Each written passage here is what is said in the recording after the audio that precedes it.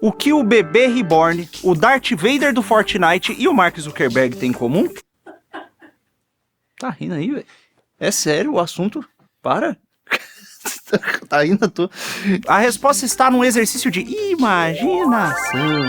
Vamos lá. Imagine um mundo sem inconveniências. Um mundo em que as coisas se dobram às suas preferências. Você não tem cachorro chato pra levar pra passear, cocô dele pra limpar, pó pra aspirar da sua casa. Aquele trabalho chato, ora, ele só dura o tempo que você suporta fazer. E logo vem a recompensa. Os seus amigos te entendem perfeitamente. Não existe diz que me diz, mal entendido. E só existem discordâncias com as quais você consegue lidar e que você consegue superar naturalmente, sem fazer muito esforço e sem se incomodar. É um mundo que não só se adapta a você e às suas preferências e às suas sensibilidades, como é um mundo que parece pra você, ou melhor, pro seu cérebro, mais bonito do que esse mundo real que você tá vendo agora. Mais agradável. Parece loucura, distopia. Não, tá acontecendo agora. Ou pelo menos tá muito próximo de acontecer. Nessa última semana rolaram 3 pequenas grandes polêmicas que têm relação direta com esse fato. A primeira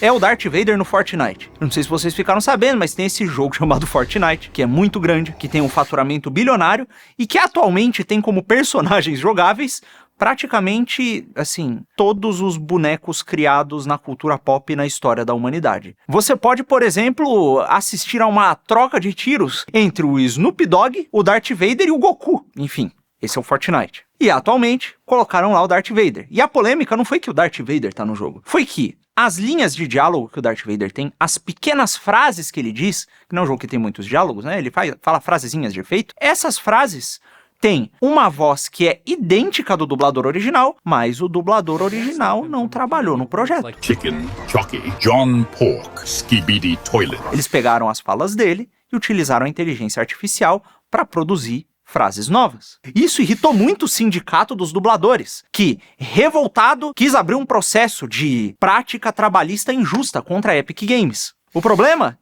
é que o dublador morreu. Ele não tá mais vivo, não poderia ter feito esse trabalho, e o sindicato não tem direito de lutar pelos direitos de um defunto, porque, bom, quando você tá no sindicato, tem uma cláusula que diz que ao morrer você se desfilia, você não pode ter filiados mortos.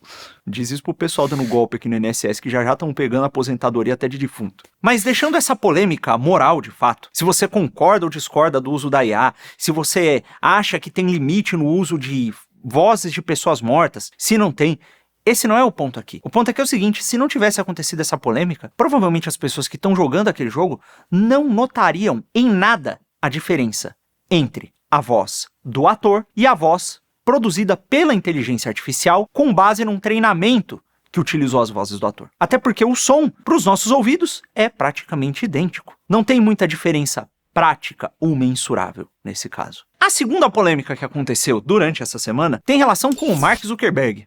No meio de uma entrevista, e ele tá dando muitas agora por conta das brigas dele na justiça com a União Europeia e coisas desse tipo, as questões antitrust, ele disse que num futuro muito próximo, a maior parte das interações das pessoas nas redes sociais não vai ser com outras pessoas, mas sim com inteligências artificiais. Os seus amigos vão ser robôs e não gente. E olha, já parou pra pensar em qual é a diferença entre interagir digitalmente com um robô e interagir digitalmente por texto com uma pessoa? Quantos amigos você tem, pessoas que você conversa na internet e que você dificilmente vê pessoalmente? Você sabe mesmo se tem uma pessoa por trás daquele teclado te mandando aqueles textos? E caso você não converse por voz com ela, há alguma diferença prática nessa interação para a interação com o ChatGPT? Se o ChatGPT se referir a si mesmo com um nome humano e tiver uma foto humana, são só textos, pixels numa tela, que respondem às palavras que você colocou, não é? Ao menos aparentemente,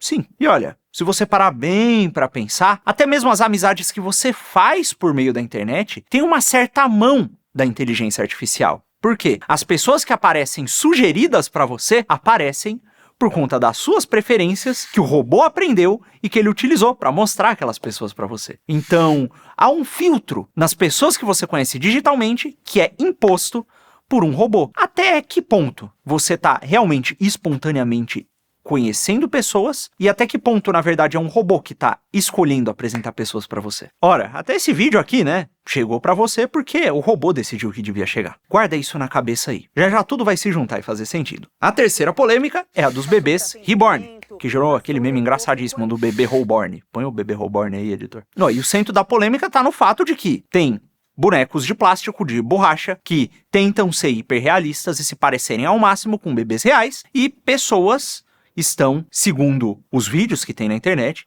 que eu francamente ainda tenho dificuldade de acreditar que são reais, tratando esses bebês como se fossem bebês de fato, ou tratando esses bonecos como se fossem bebês de fato. Levam pra passear no carrinho, dão uma madeira, levam no pediatra. Teve até aí um padre se certificando de que ninguém fosse na paróquia dele levar o bebê pra batizar, dizendo que é coisa de maluco.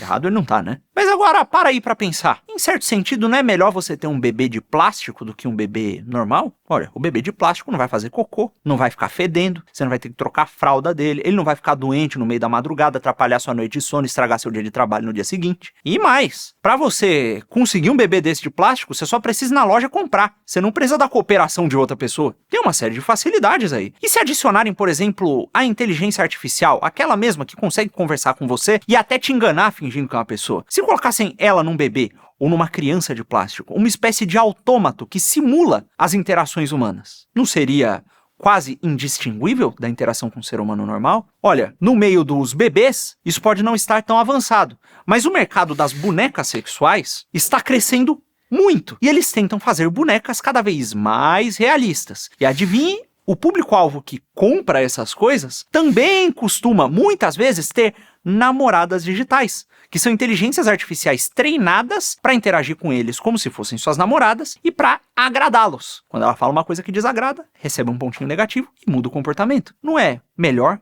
mais agradável esse tipo de interação do que uma interação com uma pessoa real que tem problemas, traumas, que vai te dar trabalho, vai ser inconveniente, vai falar com você no horário que você não pode?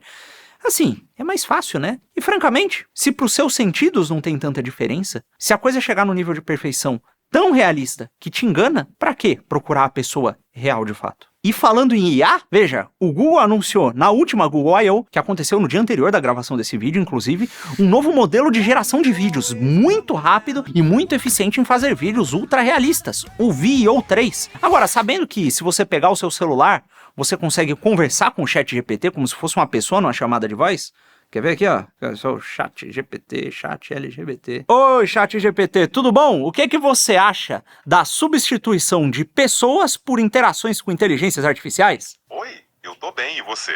Então, a substituição de pessoas por interações com inteligências artificiais é um assunto bem complexo. Por um lado, as IAs podem oferecer conveniência... É coisa de viado, é isso que ele quer dizer. Ele quer dizer que é coisa de viado. Chegou alguém aqui falando em viado.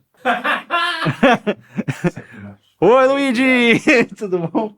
Enfim, para aí pra pensar. Se você já consegue conversar em tempo real como se fosse uma pessoa, se ele consegue se adaptar às suas preferências, e se há uma geração de vídeo eficiente o suficiente para daqui a pouco gerar vídeos em tempo real, qual vai ser a diferença de você simular uma chamada de vídeo com uma pessoa que não existe, com um robô que simula o comportamento de uma pessoa, e aquela chamada de vídeo que você tem com os seus parentes distantes? São só pixels numa tela, são só ondas sonoras saindo do alto-falante do seu celular, não são? E quando todas essas capacidades forem combinadas com as BCI, Brain Computer Interface, que são formas de interface entre seu cérebro e computadores, que não só podem fazer com que seu cérebro controle o computador, como fazem também que o computador consiga renderizar e enviar imagens diretamente para o seu cérebro, sem precisar dos seus olhos como intermediário. Aí, meu amigo, não só você pode simular interações com pessoas, como você pode simular situações diversas, não só que só poderiam ser possíveis no mundo real, como situações que seriam impossíveis de viver na realidade, mas que o seu cérebro vai ter a ilusão de estar vivendo por conta dos impulsos emitidos pelo computador. Quem jogou ou leu qualquer obra cyberpunk recente sabe das neurodanças aí, né? É a mesma coisa. Enfim, você deve ter percebido que todas essas coisas têm em comum. Todas elas se tratam de um artifício feito por computador para enganar os seus sentidos. Umas que enganam de fato, como no caso do Darth Vader feito por inteligência artificial, e outras as pessoas querem fazer com que engane. As pessoas estão ativamente mentindo para si mesmas e alimentando a ilusão criada por meios artificiais. E olha, No fundo, você sabe que a voz feita por um robô para replicar a voz do dublador do Darth Vader não é a voz do dublador do Darth Vader. É uma voz feita por um robô que se parece com a dele, mas para os seus sentidos é tudo igual. No fundo, você sabe que a conversa por vídeo com a sua mãe no celular não é a mesma coisa que estar do lado ou de frente para sua mãe. Você sabe que são coisas distintas. E você sabe que um robô fingindo que é uma pessoa não pode necessariamente ser uma pessoa, mas os seus sentidos podem ser enganados. E eu não preciso nem falar dos bonecos hiperrealistas, né? É evidente que um boneco e um ser humano são coisas diferentes. É muito curioso, né, que antigamente a tecnologia tinha evoluído para superar as distâncias e conectar pessoas de maneira mais conveniente, para facilitar o contato onde antes ele seria impossível. As ligações telefônicas aproximavam parentes que moravam longe. As redes sociais faziam com que fosse muito fácil você saber o que está acontecendo na vida daquela pessoa que mora mais longe e que é muito querida a você. O contato foi facilitado e as distâncias encurtadas. E agora, essa tecnologia que tinha sido feita para aproximar os seres humanos está servindo para isolá-los do restante dos seres humanos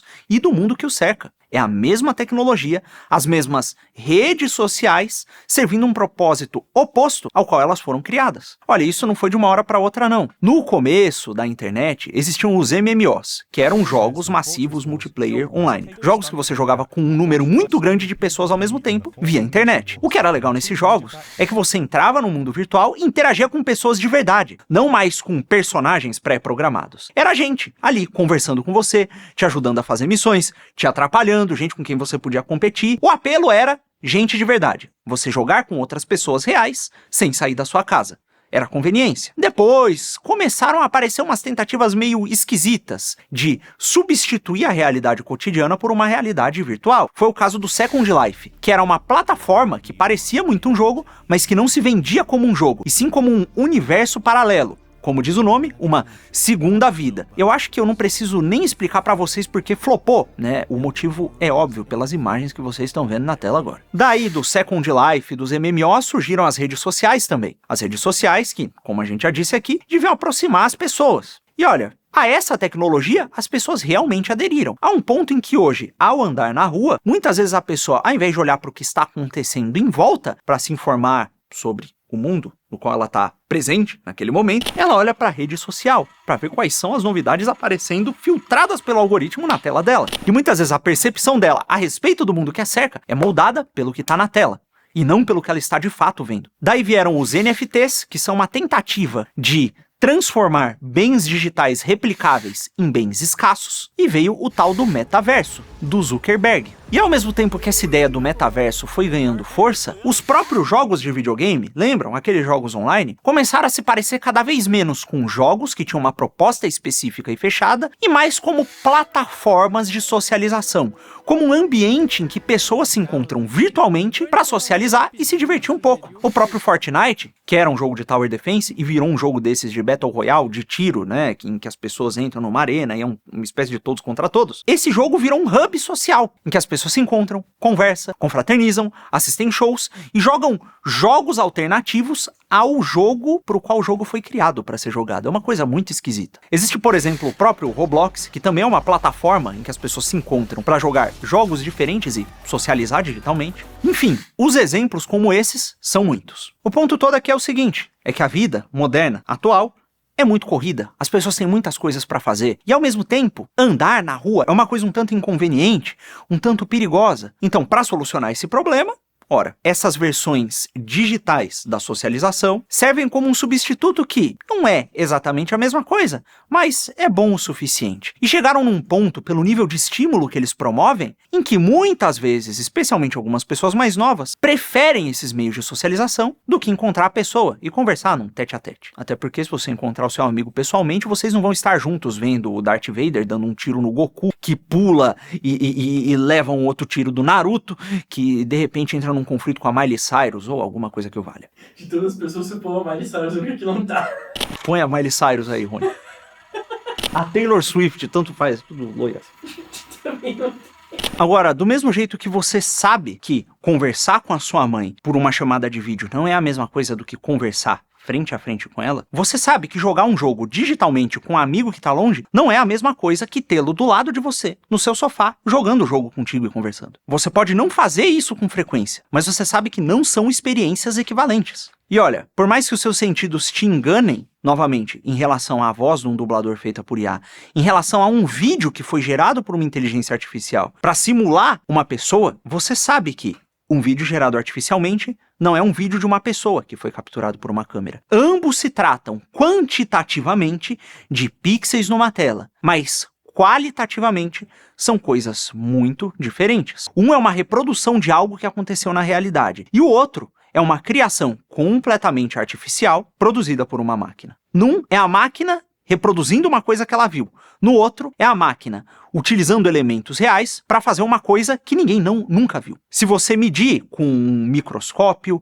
fazer medições das cores que estão saindo dos pixels, eles são, evidentemente, mais ou menos a mesma coisa. Mas a qualidade é diferente. E a qualidade não é algo mensurável, não é algo que a razão pura pode abarcar. É uma coisa que transcende essas medidas. É mais ou menos a diferença entre um cadáver e uma pessoa viva. Ora, o corpo está inteiro lá, todos os órgãos estão lá, e mesmo que você use impulsos elétricos, faça o coração bombear sangue novamente, faça o cérebro atuar eletricamente por meio de estímulos externos, mesmo que tudo artificialmente funcione, aquilo não é mais uma pessoa, é um cadáver. Existe algo que qualitativamente estava presente a ele, enquanto aquela pessoa estava viva, e que agora não está mais presente. E isso não é mensurável.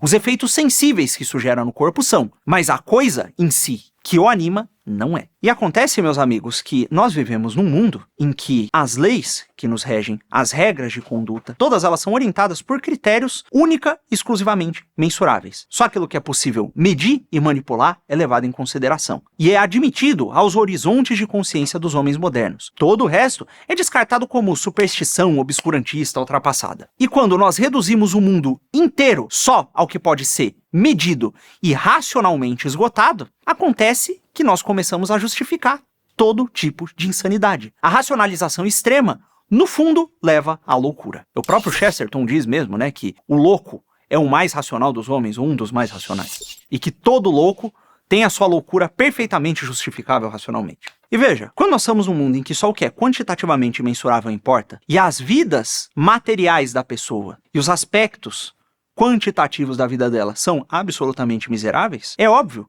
que ela vai ceder a esses enganos e a essas fantasias. É só olhar as estatísticas, por exemplo, de jovens da geração Z que estão no mercado de trabalho e ver que não só boa parte deles não está nem trabalhando nem estudando, como os que estão querem sair dali para se enfurnar dentro de casa e viver no mundo digital. Quando você reduz todo o horizonte de consciência humano a esses aspectos da realidade, é exatamente isso que acontece.